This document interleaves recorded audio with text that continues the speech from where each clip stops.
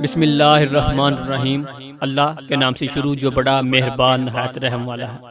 السلام علیکم۔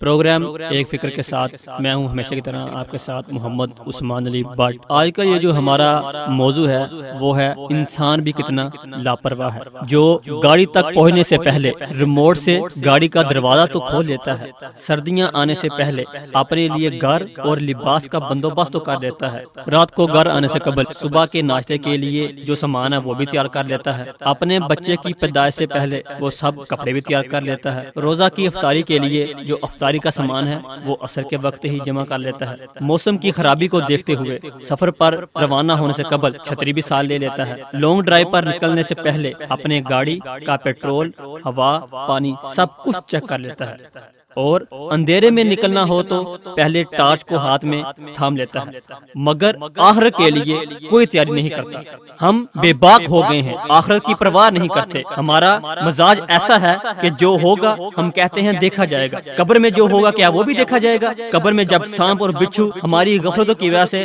ہم پر مسلط کر دیے جائیں گے کیا وہ بھی دیکھا جائے گا، پل صراط پر جب چلیں گے تو تب پتہ چلے گا کہ کیا دیکھا جائے گا، آخر میں کچھ نہیں دیکھا جائے گا، مر جائیں گے، مذاق سمجھا ہوا ہے اس زندگی کو، مرنے کے لیے جیو، تم تو جینے کے لیے جیتے ہو، یہ مت بھولو کہ ایک دن مرنا بھی ہے۔ اللہ تعالیٰ اپنے پیارے حبیب حضرت محمد صلی اللہ علیہ وآلہ وسلم کے صدقے ہمیں اس دنیا میں نیک اعمال کرنے، دین اور اسلام کو سمجھنے اور اس پر عمل پیرا ہونے کی توفیق عطا کرے، تاکہ ہم دنیا اور آخرت دونوں میں سرخرو ہو سکیں، آمین یا رب العالمین۔